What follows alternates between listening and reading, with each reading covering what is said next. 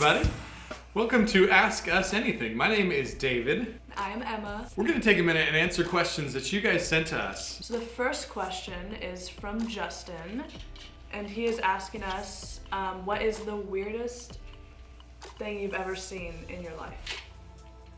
Okay. I was in Hawaii. It was my first day in Hawaii, and my supervisor, Sergeant Ford, hello Daryl, and my supervisor decides to take Beth and I to Hanauma Bay, which is a very nice bay, snorkeling bay in Hawaii. And so we go to Hanauma Bay, and as we park, and as we're walking up to the bay, we see in a trash can this little creature. And Beth and I, we had never seen this type of creature before in Hawaii, new place. It was just crazy. And we're like, "Do you see that?" And it was like just the butt of the creature. It was in it was in the trash can. Its head was in the trash can, rummaging around, and its tail was like just this big, and it was striped. And we just see the back end of it, and we're like, "Do you see that? What is some sort of Hawaiian? That is amazing! Like, what is that?" And even Derwin, he was like, "I don't know." We had no idea what this thing was. And we're like, whoa, what's? And it was in there, but then it popped its head out, and it was a cat.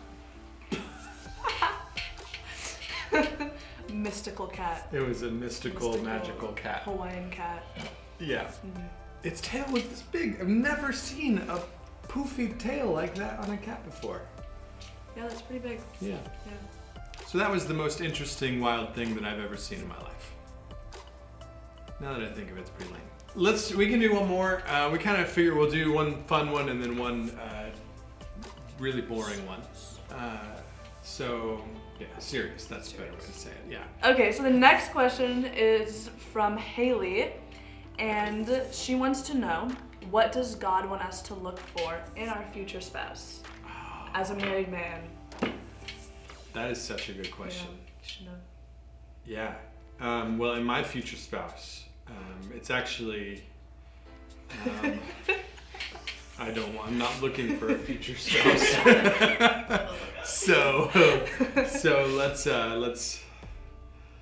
cut that out. No, but in the future spouse, what are the things that you want in a future spouse? So that's a great question. It's a great question that you're even thinking of that. And I've heard people come up with lists of all the things that they want in a future spouse. And then they use that list as sort of a gauge for how they date even. And if they don't meet the criteria, then they're out. And I think that's a great idea. But what are those criteria? That's kind of the question that we're asking. You got any thoughts?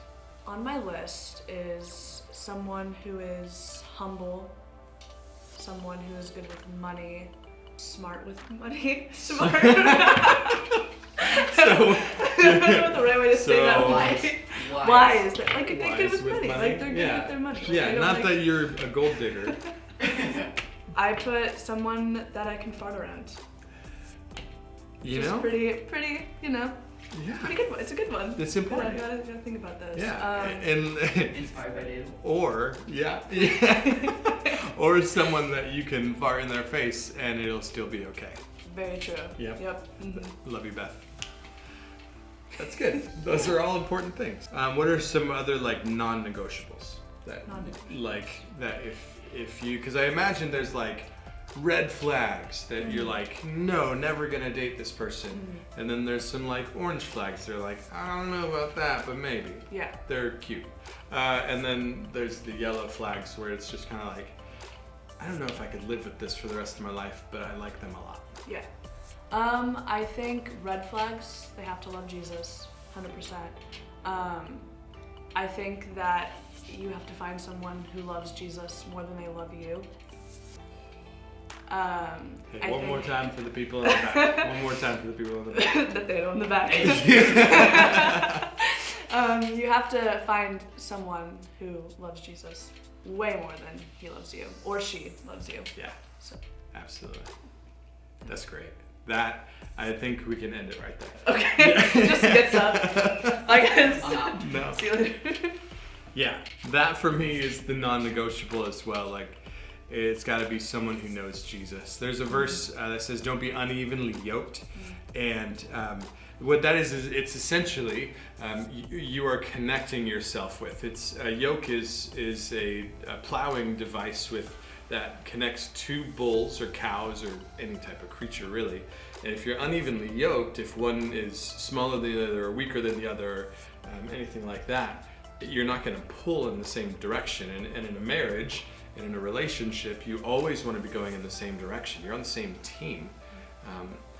But if you're hitched to someone who isn't a believer, you're going one way and they're going the other way. You guys are pulling against each other. It's not worth it. Another thing would be probably someone who inspires you to be a better person, someone who is encouraging and wants you to grow in your relationship with God. That's great. Can we get real for a second? Mm-hmm. I think I would draw lines even at the way that they talk to you. I think there's this weird perception that like boys can, even girls, I think it goes both ways, where we can completely like just slam people and just say whatever we want to them, and then like we just put up with it. And I don't know why we put up with it, but I feel like in relationships, like when we are with somebody that we really, really like, they can say some really hurtful things to us. So I would put a line in there for me is like, how do they talk to me?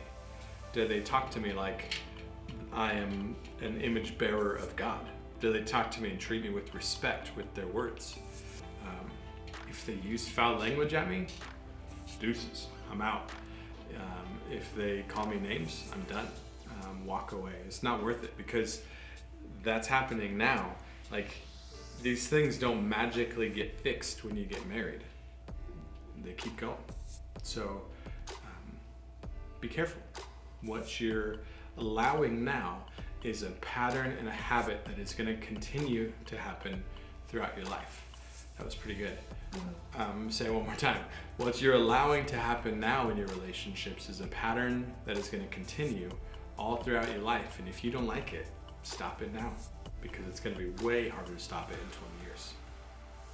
On a scale of 1 to 10, how important is looks? Go. Oh, I mean, you have to be physically attracted to the person.